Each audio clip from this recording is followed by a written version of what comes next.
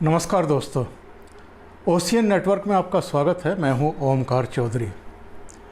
कहने को मानसून सत्र चल रहा है, लेकिन कांग्रेस, टीएमसी और कुछ दूसरे दल उसे चलने नहीं दे रहे हैं, सुचारू रूप से कार्रवाई नहीं होने दे रहे हैं। और मुद्दा क्या बनाया जा रहा है? पेगासस, जासूसी। और राहुल गांधी इस बात पर ज़्यादा जोर दे रहे हैं कि मेरा फ़ोन टैप किया गया, मेरे फ़ोन में कोई जासूसी उपकरण डाल दिया गया और उसको टैप किया गया है। वैसे तो कभी वो ट्रैक्टर पर चढ़ते हैं, किसानों की बात करते हैं, कभी वो दूसरे मुद्दे उठाते हैं। जब तक सरकार सेशन नहीं बुला रही थी, तब तक वो कह रहे थे कि स्पेशल सेशन बुलाया जाए ताकि कोविड-19 पर चर्चा की जा सके। लेकिन आप जानते हैं कि एक हफ्ते से ज़्यादा हो गया है सेशन शुरू हुए, लेकिन अब राहुल गांधी और विपक्षी दलों की दिलचस्पी कोविड-19 पर चर्चा कराने में नहीं है, क्योंकि ये लोग, इनकी सरकारें एक तरीके से एक्सपोज हो गई हैं। जितने मामले केरल से और महाराष्ट्र से आ रहे हैं, इतने मामले तो बाकी पूरे देश से भी नहीं आए हैं। केरल में वामपंथियों की सरकार है और महाराष्ट्र में कांग्रेस और एनसीपी के समर्थन से चलने वाली उद्धव ठाकरे की, शिवसेना की मिलीजुली सरकार है। तो अब ये उस पर बहस नहीं कराना चाहते, क्योंकि संसद में और देश के सामने एक्सपोज हो जाएंगे। आज 14 दलों की बैठक हुई साहब, और ये 14 दल कौन से हैं? इनमें कांग्रेस है, द्रविड़ मुनेत्र कड़गम है, राष्ट्रवादी कांग्रेस पार्टी है, राष्ट्रीय जनता दल है, समाजवादी पार्टी है, भारतीय कम्युनिस्ट पार्टी मार्क्सवादी है, भारतीय कम्युनिस्ट पार्टी है, नेशनल कॉन्फ्रेंस है, आम आदमी पार्टी है, इंडियन यूनियन मुस्लिम लीग है, राष्ट्रीय समाज पार्टी है, केरल कांग्रेस एम है, और इसके अलावा जो एसएस पार्टी है। ये सब पार्टियां आज बैठक में शामिल हुई और उसके बाद राहुल गांधी ने प्रेस कॉन्फ्रेंस की, और प्रेस कॉन्फ्रेंस में उन्होंने फिर से वही सब आरोप दोहराए जो वह पिछले करीब 15 दिन से लगातार दोहरा रहे हैं। 15 दिन नहीं, जब संसद का मानसून सत्र शुरू होने वाला था, उससे ठीक पहले पेगासस का मामला उछाला गया या उछलवाया गया द वायर के जरिए, कुछ दूसरी विदेशी मीडिया हाउसेस के जरिए। और तभी गृह मंत्री अमित शाह ने ये कहा था कि ये क्रोनोलॉजी समझने की ज़रूरत है कि ये मसला ठीक संसद सत्र से पहले दिन क्यों उछाला गया, क्यों सामने लाया गया। लेकिन राहुल गांधी को कोई एक मुद्दा चाहिए किसी भी पार्लियामेंट सेशन को बर्बाद करने के लिए। पार्लियामेंट के भीतर लगातार हंगामे चल रहे हैं, राज्यसभा में भी, लोकसभा में भी। पार्लियामेंट के बाहर भी रोज़ कुछ ना कुछ तमाशे हो रहे हैं। कभी ट्रैक्टर पर बैठते हैं, कभी जो आंदोलनजीवी हैं उनको जंतर मंतर पर बैठा करके नारेबाजी करवाते हैं, भाषणबाजी करवाते हैं, और मीडिया का अटरक्षण जो है वो ले रहे हैं। ये जो है, आज इन्होंने फिर से प्रेस कॉन्फ्रेंस की और वही सब आरोप दोहराए। लेकिन भारतीय जनता पार्टी की तरफ से संबित पात्रा ने एक एक करके इनको जवाब दिए, और उन्होंने ये भी कहा कि अगर राहुल गांधी ये कहते हैं कि मेरे फ़ोन को टैप किया गया, और ये पूछ रहे हैं कि भारत सरकार बताए कि पेगासस को ख़रीदा गया है या नहीं ख़रीदा गया है, तो उन्हें इसमें क्या आपत्ति है कि वो पुलिस स्टेशन जाएं, एफआईआर दर्ज कराएं अपना फ़ोन जिसको टैप किया गया है, जिसकी जासूसी की गई है, उसे पुलिस के हवाले करें या फॉरेंसिक लैब के सुपुर्द करें, ताकि दूध का दूध और पानी का पानी हो जाए, लोगों को पता लग जाए कि उनके फ़ोन को टैप किया गया है कि नहीं किया गया है। लेकिन वो ऐसा नहीं करेंगे और नहीं कर रहे हैं। राहुल गांधी ने क्या कहा प्रेस कॉन्फ्रेंस में? उन्होंने कहा कि सरकार ने संसद में पेगासस पर कोई बात नहीं की। साफ तौर पर सरकार ने कुछ गलत किया है।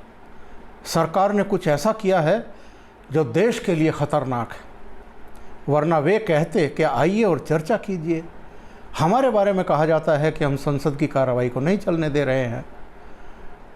वो कहते हैं कि विपक्ष के सारे नेता यहाँ मौजूद हैं, वो आपको बताएंगे कि हमारी सरकार से क्या मांगे हैं। जिस हथियार को आतंकवादियों और देशद्रोहियों के खिलाफ उपयोग किया जाना चाहिए, उसका उपयोग नरेंद्र मोदी जी ने भारतीय संस्थाओं और लोकतंत्र के खिलाफ क्यों किया है।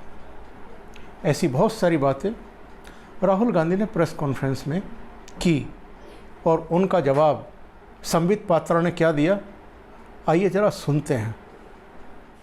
आज राहुल गांधी और कुछ विपक्ष के नेता जब सवाल पूछने संसद के पटल को छोड़ करके संसद के बाहर आते हैं और सवाल पूछते हैं, तो इन सवालों का जवाब जनता भी देना चाहती है और हम भी चाहते हैं इन सवालों का जवाब राहुल गांधी को दिया जाए।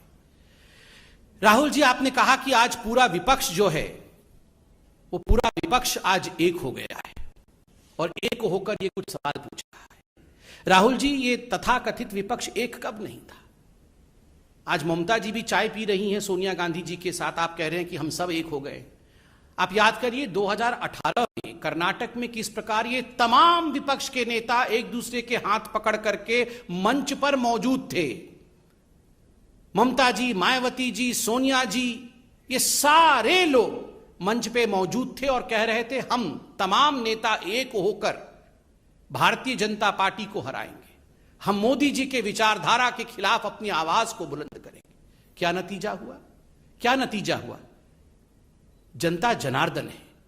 राहुल गांधी, अखिलेश जी एक साथ साइकिल में बैठे थे, दो अच्छे लड़के यूपी के निकले थे साइकिल पे। क्या नतीजा हुआ उस साइकिल यात्रा का? क्या नतीजा हुआ इन सबके गठबंधनों का? कुछ नतीजा नहीं निकला। 2019 के लोकसभा से पहले भी कलकत्ता के अंदर किस प्रकार ये तमाम नेता पुनः एक बार एक हो गए थे कि हम विपक्षी लोग सब एक हो गए। क्या चाहते हैं ये जो विपक्ष है जिनको आज आप देख रहे थे, ये क्या चाहते हैं? इन तमाम लोगों की एक ही मंशा है अपने परिवार को बचाने की। बस आपको क्या लगता है अखिलेश यादव जी की पार्टी क्या चाहती है कि भारत का जो है स्वर्णिम युग वापस आ जाए? कदाचित नहीं। वो सिर्फ इतना चाहते हैं कि हमारे बच्चे कैसे सेटल हो जाएं। आपको क्या लगता है लालू प्रसाद यादव जी की पार्टी क्या चाहती है कि पूरे हिंदुस्तान में चमचमाती सड़कें बन जाएं? कदाचित नहीं। वो सिर्फ इतना चाहते हैं कि हमारे दो बेटे कैसे बस ठीक ठाक लग जाए, किनारे लग जाए, राजनीति में आ जाए। आपको क्या लगता है शिवसेना क्या चाहती है कि किस प्रकार से महाराष्ट्र उन्नत महाराष्ट्र बन जाए? बिल्कुल नहीं। वो सिर्फ किस प्रकार परिवार आगे बढ़े उसकी चिंता करती है। आपको क्या लगता है कि ये कांग्रेस पार्टी, सोनिया जी, प्रियंका जी, राहुल जी घर में बैठ के ये चिंता करते होंगे कि फिर से हिंदुस्तान को सोने की चिड़िया बना देनी है? बिल्कुल नहीं। राहुल और प्रियंका कैसे राजनीतिक रूप से सेटल हो जाए, इनकी एक ही चिंता है। नरेंद्र मोदी जी जो किसी राजनीतिक परिवार से नहीं आते हैं, उनकी एक ही चिंता है, हिंदुस्तान को विकास के पथ पे सेटल करना है। इसीलिए जनता जनार्दन आपके इस विपक्ष के एक होने के नाटक को सब समझती है, अच्छे तरह से समझती है। दूसरा प्रश्न राहुल जी ने उठाया कि हमारी आवाज को पार्लियामेंट में दबाया जा रहा है। राहुल जी, कौन किसकी आवाज दबा रहा है? ये हिंदुस्तान की जनता आज टेलीविजन के माध्यम से देख रही है, सब कुछ टीवी पे आता है। कौन दबा रहा है आवाज को? मैं जनता से पूछता हूं, मैं भी साधारण व्यक्ति हूं। आप बताइए, ये कोविड के समय जब दूसरी लहर चल रही थी, जिस समय कई लोग अपना दम तोड़ रहे थे, ये सारे कांग्रेस के नेता ये क्या कह रहे थे? राहुल जी क्या कह रहे थे? अभी बुलाओ, विशेष सत्र बुलाओ, अभी हम कोरोना के ऊपर चर्चा करना चाहते हैं। We want to discuss about corona, we want to discuss about COVID. उस समय आप विशेष सत्र बुलाना चाहते थे। आज वास्तविक सत्र चल रहा है, उसमें एक दिन कोरोना के ऊपर चर्चा नहीं, एक दिन कोविड के ऊपर कोई चर्चा नहीं। जब आदरणीय प्रधानमंत्री खुद कहते हैं आप तीक्ष्ण सवाल पूछिए, कठिन सवाल पूछिए, हम जवाब देंगे, यही लोकतंत्र है, तो आप सवाल पूछते नहीं है कोरोना पे। जब आदरणीय प्रधानमंत्री जी मीटिंग रखवाते हैं, सभी पार्टी के लोग, सभी दल के लोग आए, हम एकजुट होकर बैठेंगे, तीसरी लहर में किस प्रकार लड़ाई लड़नी है, हर जिले में कैसे एक ऑक्सीजन प्लांट खुलना है, उस पर हम चर्चा करेंगे। ये कांग्रेस वाले नदारत रहते हैं, उस समय वो दिखते नहीं है, वो उस मीटिंग का बहिष्कार करते हैं। जनता जनार्दन सब देख रही है राहुल गांधी। आज आप कह रहे हैं हमारे लिए पेगासस सबसे महत्वपूर्ण है, हमारे एक झूठे मुद्दे को, एक मैन्युफैक्चर्ड मुद्दे को आप कह रहे हैं कि यह हमारे लिए सबसे महत्वपूर्ण है, हमारे लिए कोरोना महत्वपूर्ण नहीं है। आप लोगों के जीवन के साथ खिलवाड़ कर रहे हैं। लोगों ने आपके कुछ सांसदों को चुना है और भेजा है, उन इलाकों के लोगों का जीवन भी महत्वपूर्ण है, उनके साथ खिलवाड़ करना उचित नहीं है, यह आपकी जिम्मेदारी नहीं है। आप जनता जनार्दन की आवाज को दबा रहे हैं। तीसरी बात, राहुल गांधी ने कहा कि उनके फोन में हथियार डाल दिया गया है, कि हमारे फोन में हथियार डाल दिया गया है। राहुल जी, हथियार डाल दिया गया है आपके फोन में, तो आप इतने दिन तक बैठे क्यों हुए? आपको पता है आपके फोन के अंदर हथियार है, आप हथियार निकालने के लिए फॉरेंसिक डिपार्टमेंट गए, आप पुलिस थाने में जाके हथियार निकालने के लिए एफआईआर किया आपने? आप बताइए, आपको अगर हम में से किसी को पता चल जाए कि हमारे फोन के अंदर हथियार है, तो हम हाथ पैर धर के घर में बैठेंगे? बिल्कुल नहीं, हम जाके हथियार निकाले। कोई हथियार नहीं है, जो चीज है नहीं उसका हथियार बना करके पार्लियामेंट को रोकना, एक नॉन एग्जिस्टेंट इशू को इशू बना करके किस प्रकार वो हथियार के रूप में काम करे, ताकि ये लोग पार्लियामेंट से नदारत रहे, ताकि असली मुद्दों पर चर्चा ना हो, ताकि पार्लियामेंट स्टॉल हो जाए, यही इनका हथियार है।